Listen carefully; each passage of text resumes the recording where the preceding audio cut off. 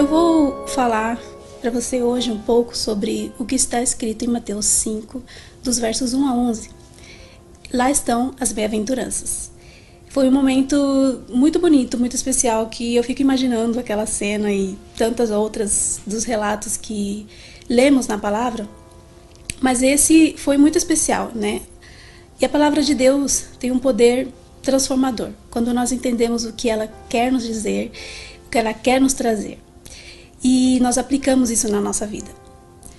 Antes de continuar, eu quero dizer um pensamento que eu ouvi a respeito desse tema, e que é que a ideia desse sermão de Cristo não era montar um manual de comportamento legalista ou mecânico, mas se trata de entendermos a importância que existe em termos uma relação de compromisso com Deus. E então vamos ler, né?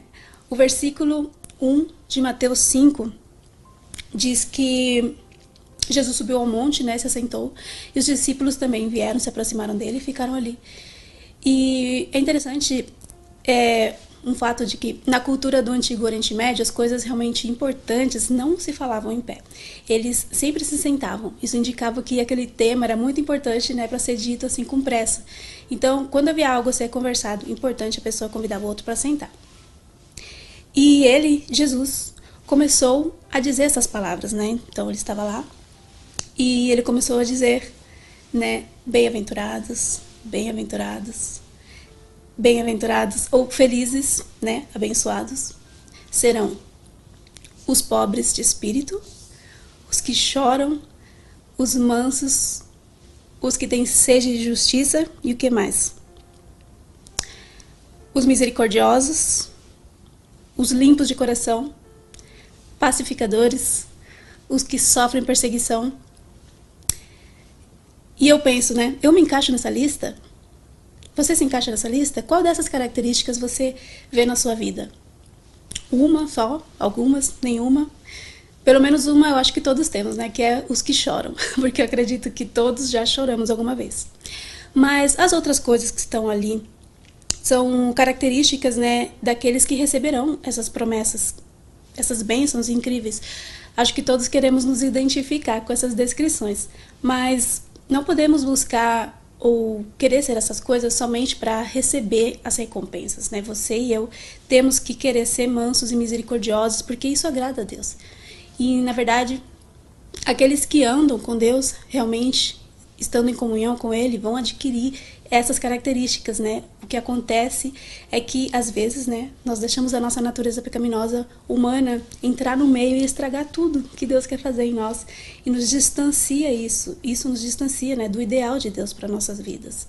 Mas muitas coisas bonitas que acontecem na nossa vida e que pode ser visto por outros é um reflexo da nossa comunhão com Deus. É isso que transforma a nossa vida e o nosso caráter. Naquela época, Deus se manifestou no meio daquele povo, né, que queria servir a Deus, naquela época bíblica. E eles achavam que estavam fazendo a vontade dele, mas acabavam fazendo coisas que Deus nunca tinha pedido para ninguém fazer. E Jesus veio para mostrar a essência, né, a base da fé que os filhos de Deus precisam ter. Eles naquele tempo, e nós hoje, ainda mais, né, porque nós estamos num tempo que a segunda vinda de Cristo se aproxima, né? E Ele precisa nos achar preparados numa condição espiritual que nos aproxime do ideal de Deus e poder ir com Ele para o céu, ser felizes lá. Uma pessoa que se distancia da vontade de Deus começa a desprezar as coisas celestiais, e então o céu não seria um lugar agradável para essa pessoa, né? Ela prefere o mal. E cada palavra que saía da boca de Jesus tinha um poder transformador. Quando eu leio essa passagem, esses versículos das bem-aventuranças, eu vejo o que eu sou, vejo tudo o que eu não sou, e eu vejo o que eu posso ser, né? Me toca profundamente. Eu peço a Deus que me dê fome, sede de justiça. O que é justiça? O que é justiça? Você acha que ali ele estava falando de vingança? Porque nós, quando pensamos geralmente, né, em fazer justiça, é porque queremos nos vingar de algo ou de alguém. Ah, não, aquela pessoa, ela tem que ser punida, vamos fazer justiça. não essa fome de justiça e de julgamento humano, né, que Deus pede de nós. Tem uma justiça, né, que nós podemos exercer por um lado, no sentido de, por exemplo, olhar para o injustiçado, né, e fazer o bem a ele. Não ir atrás de quem fez o mal para se vingar, mas fazer o bem a quem sofreu o dano, ser justo com ele. Olhar para o necessitado que precisa de uma ajuda porque ele está sofrendo, né, o resultado de viver em uma sociedade injusta, por exemplo. E nós podemos, dessa forma, praticar justiça. E eu estou falando aqui também, né, sobre o ser misericordioso, né, que envolve isso. Aqueles que deixam sua própria dignidade, né, para se dedicar aos outros, ajudando os mais fracos. E ser justo é também ser honesto nos nossos negócios, no trabalho, no dia a dia.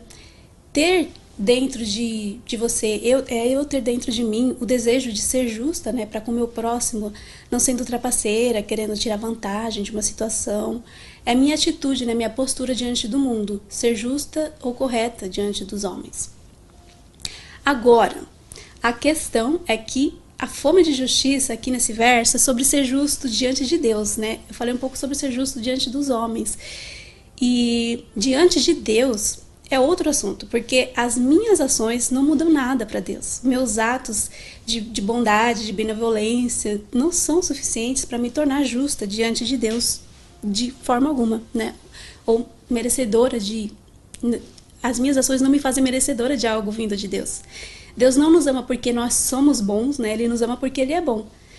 E em Isaías, né, 64:6 diz que todas as nossas justiças são como trapo de imundícia. E Romanos 3:20 diz que ninguém será declarado justo diante dele, baseando-se na obediência à lei. Porque é mediante a lei que nós nos tornamos conscientes do nosso pecado. Então, os judeus, eles achavam que para ser justo, né, diante de Deus, precisava fazer um monte de coisas, e tinha uma lista enorme de coisas que eles faziam, né, pequenas leis. E então uma vez Paulo disse, né, para eles, nesse verso que eu citei, ninguém será declarado justo diante de Deus por causa da lei. Por quê? Porque nós somos justificados somente pela fé. Somente pela fé nós somos justificados. Numa justiça que só o reino de Cristo pode trazer até nós. Vamos falar agora de outra característica. Eu gosto de mansidão. A pessoa que subordina os seus direitos, né, para a vontade de Cristo primeiro e para o serviço do seu semelhante. Você quer ser um agente da paz? Uma pessoa que não procura briga, mas promove a paz? Eu quero ser uma pessoa assim, que tenha mansidão. Ser manso não é ser uma pessoa fraca, né? Na verdade, é ser uma pessoa bem forte, porque para ser alguém que, por exemplo, chega uma pessoa te dizendo algo que te fere, que te ofende, alguém que levanta a voz para você, ou acontece algo injusto e você não deseja o mal para essa pessoa, você responde com calma, né? Para quem fala com violência com você, e aí você ainda fala, olha, Deus te abençoe, viu? Não se abala. Eu acho que tem que ser bem forte para ser assim, né? Decidido, para agir com mansidão. Diante das situações em que o nosso nosso desejo talvez seja vingança, né? E não é assim que uma pessoa mansa é. Ela não vai reagir de forma violenta. E aquele primeiro, né, que é mencionado aqui, a primeira bem-aventurança, fala dos pobres de espírito. O que é isso? É sobre a perda de bens ou de dinheiro, pobres? Não. É sobre os que aceitam a perda de si para seguir a Cristo, quando vem a Ele, né? O que a gente precisa fazer primeiro? É se destituir de nós mesmos e reconhecer que nós não temos nada. Você vem a Jesus por fé, reconhecendo a sua condição, dizendo, eu sou um pobre pecador, eu quero deixar que o Pai me transforme. Você vem em contrição, né? Eu acredito que nesse contexto que nós entendemos o que é ser pobre de espírito. E depois, indo lá para o final, né, nos versos 10 e 11 de Mateus 5, fala da perseguição, de injúrias, de sofrimentos. E será que eu estou disposto a passar por isso? Você está disposto a passar pelo que for por amor ao seu mestre? Porque desses é o reino do céu. De todos os que enfrentarem com coragem esse mundo e suas lutas e a perseguição das pessoas que nos acham loucos, extremistas ou muito diferentes.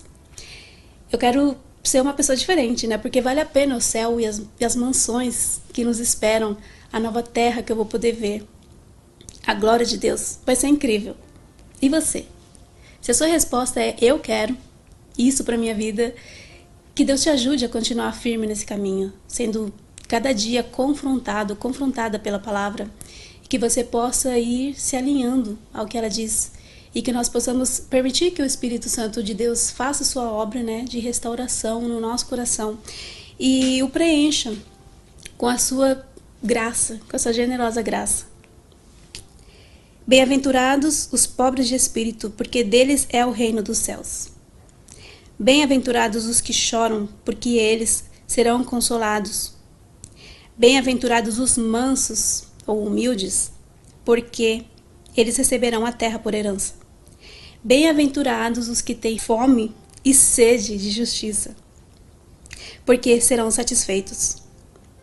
Bem-aventurados os misericordiosos, pois eles alcançarão misericórdia. Bem-aventurados os puros de coração, porque eles verão a Deus. Bem-aventurados os pacificadores, pois serão chamados filhos de Deus. Bem-aventurados os perseguidos por causa da justiça, pois deles é o reino dos céus. Bem-aventurados serão vocês quando por minha causa os insultarem, os perseguirem e levantarem todo tipo de calúnia contra vocês. Mateus 5, 1 a 11. E agora, com esse próximo e último versículo, gostaria de concluir essa mensagem, que fala: alegrem-se e regozijem-se, porque grande é a sua recompensa nos céus. Amém?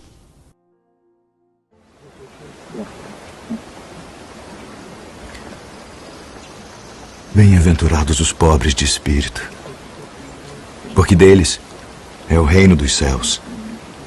Bem-aventurados os que choram, porque eles serão consolados. Bem-aventurados os mansos, porque eles herdarão a terra. Bem-aventurados os que têm fome e sede de justiça, porque eles serão fartos. Bem-aventurados os misericordiosos, porque eles alcançarão misericórdia. Bem-aventurados os limpos de coração, porque eles verão a Deus. Bem-aventurados os pacificadores, porque eles serão chamados filhos de Deus. Bem-aventurados os que sofrem perseguição por causa da justiça, porque deles é o reino dos céus. Bem-aventurados sois vós, quando vos injuriarem e perseguirem, e mentindo disserem todo o mal contra vós, por minha causa. Exultai e alegrai-vos, porque é grande o vosso galardão nos céus.